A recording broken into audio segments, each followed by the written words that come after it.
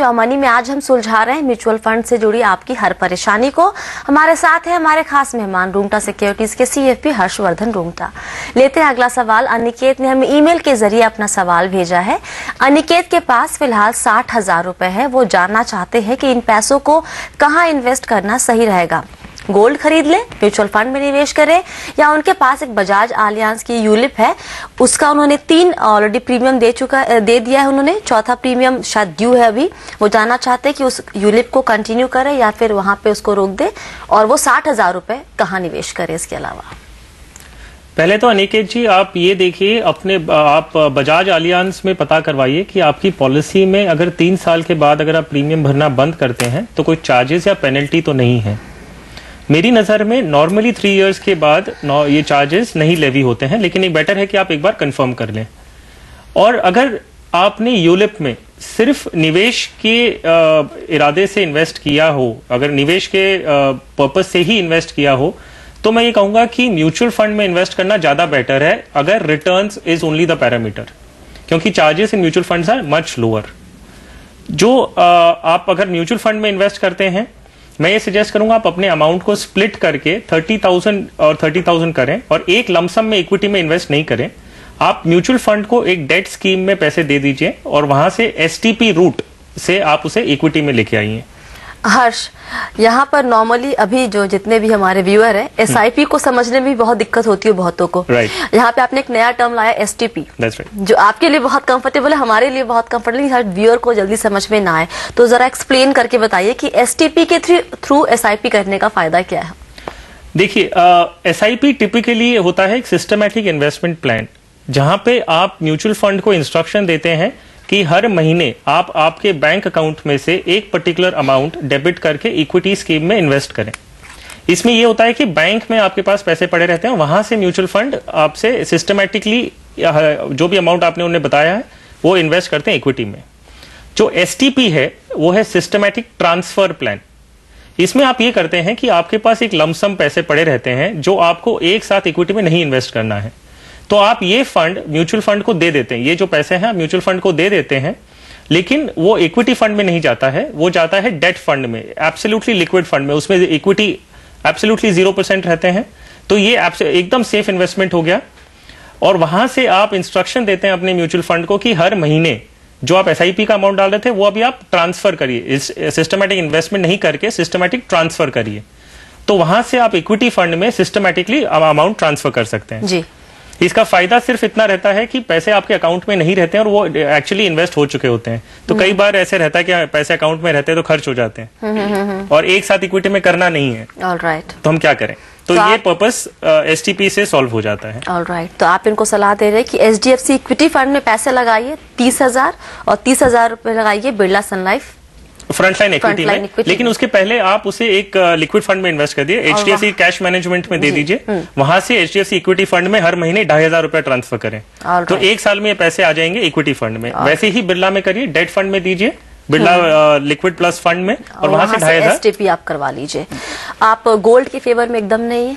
जी नहीं, मैं पर्सनली, हालांकि I may differ from many people, मैं पर्सनली मेरी राय ये है कि गोल्ड आप सेल्फ कंजम्पशन के लिए लें तो बेटर है। या तो आज आपको कुछ उसकी ज्वेलरी या you have to make something out of it, या तो आपको फ्यूचर में उसे सेल्फ कंजम्पशन के लिए रिक्वायरमेंट हो, सच एज चिल्ड्रंस वेडिंग और शादी और के हिसाब से, तो ये आप गोल्ड में लीजिए। गोल्ड एज एन इन्वेस्टमेंट मेरा पर्सनल चॉइस कभी नहीं रहा है। चलिए लेते हैं अगला सवाल। नई दिल्ली से श्रद्धा हमारे साथ है। श्रद्धा, पूछिए क्या जानना है आपको। Good evening ma'am. Good evening sir. Good evening Shraddha. Sir, actually I want to invest approximately 8,000 to 10,000 through SIP in some of the categories which I need to mention that one should be mid cap and small cap category, one should be large cap category, and the third I want an index based fund. Okay. So what do you suggest me? What funds are good for me? क्या purpose है आपका ये, आप SIP करना? Basically wealth creation is my purpose. Alright, tax saving अभी आपके agenda में नहीं है, right? It is not a primary goal, though that is also one of my needs also, but basically wealth creation is my main objective. Alright श्रद्धा।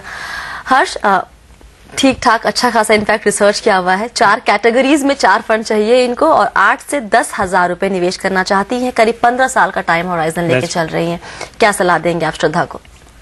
श्रद्धा जी, जो mid cap segment है उसमें आप Sundaram BNP Paribas select mid cap fund ले सकते हैं। That is one of the good performing funds in its category. Tax saving के लिए अगर आपको करना है और मिड कैप में करना है तो मैं सजेस्ट करूंगा कि रिलायंस का टैक्स सेवर फंड लीजिए, क्योंकि उनका portfolio 50% quality mid cap funds में इन्वेस्ट करता है। जो लार्ज कैप फंड्स हैं, HDFC top 200 is very good in its category. Index fund जो आपने पूछा है वो है Franklin India index fund. BSE Sensex plan लीजिएगा, इनका ट्रैकिंग एरर और एक्सपेंस रेशियो काफी लो है।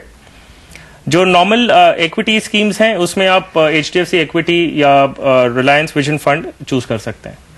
ऑलराइट, इन्होंने एक बात और भी हमसे पहले कही थी कि SBI मैग्नम टैक्स सेवर ये सजेस्ट कोई नहीं करता है।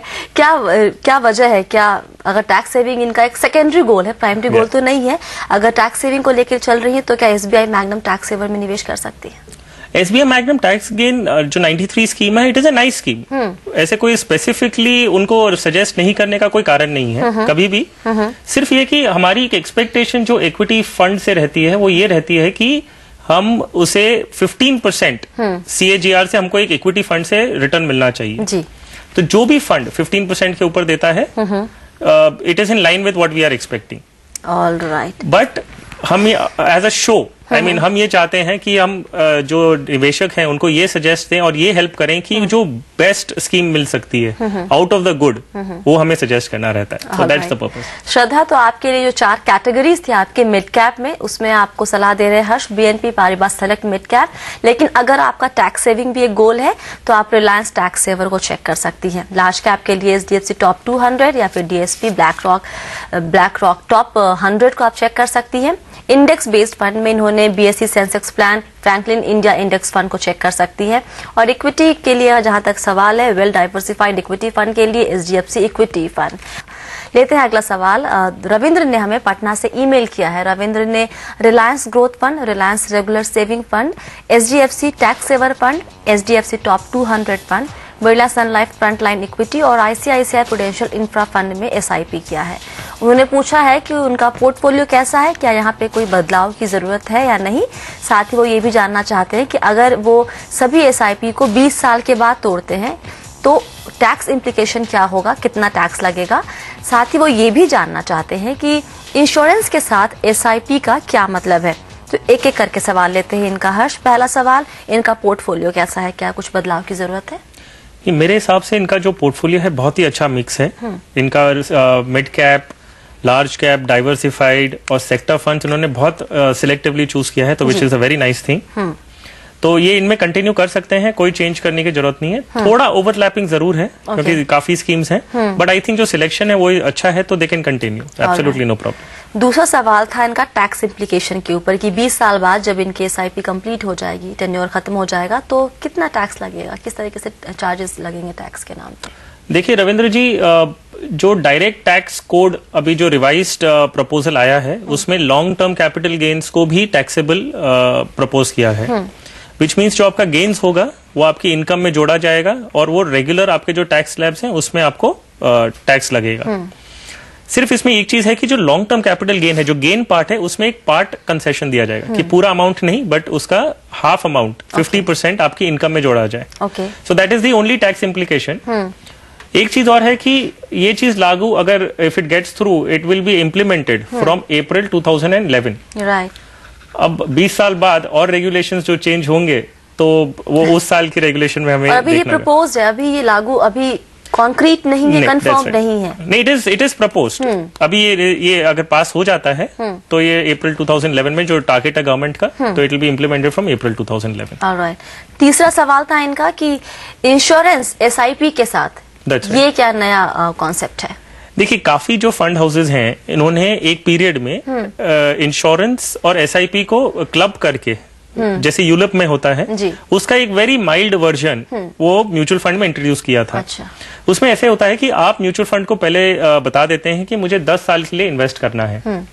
10 साल के लिए आप हर महीने सपोज 3000 रुपीज इन्वेस्ट कर रहे हैं, तो म्यूचुअल फंड उसके सामने आपको एक कवर प्रोवाइड करता है और एक प्री डिफाइंड फॉर्मूला रहता है कि हम एग्जांपल ले लें, जो आप रिलायंस में ऑलरेडी इन्वेस्ट कर रखे हैं, अगर यही चीज आप SIP इंश्योर के थ्रू करते और 3000 रुपया उनको देते और उनको कमिट करते कि मैं 10 साल तक इन्वेस्ट करूंगा, तो आपको फर्स्ट 24 मंथ्स में वो करीबन आपको 3,45,000 का आपको कवरेज देते। उसका एक फॉर्मूला, एक प्री डिफाइंड फॉर्मूला है।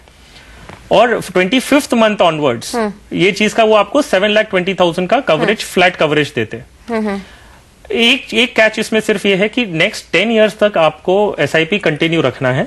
अगर आप ये SIP बंद करते हैं और फंड रिडीम कर लेते हैं जी, तो आपको 2% एग्जिट लोड लगता है। जो इसका प्रीमियम का चार्ज होता है वो AMC बेयर करता है। अच्छा। वो इन्वेस्टर्स पे नहीं डालते हैं। सिर्फ ये कि अगर आप 10 साल के पहले बीच में जो आपने उन्हें कमिट किया है, अगर उसके पहले निकालते हैं आप फंड को, तो 2% एग्जिट लोड लग जाएगा।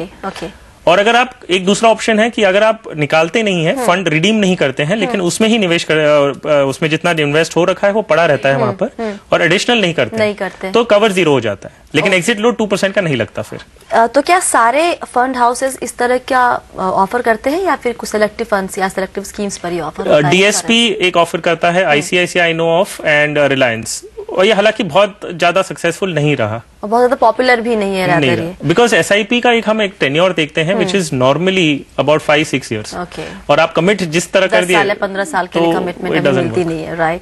तो ओवरऑल इनका जो पोर्टफोलियो है वो सही है, उसमें उनको इनफैक्ट आपकी सलाह यही है कि बने रहें, और उसमें जितना भी और ऊपर सरप्लस इनकम है आप इसी में निवेश कीजिए। तो बहुत बहुत शुक्रिया आज हर्ष हमारे दर्शकों के सवालों के जवाब देने के लिए।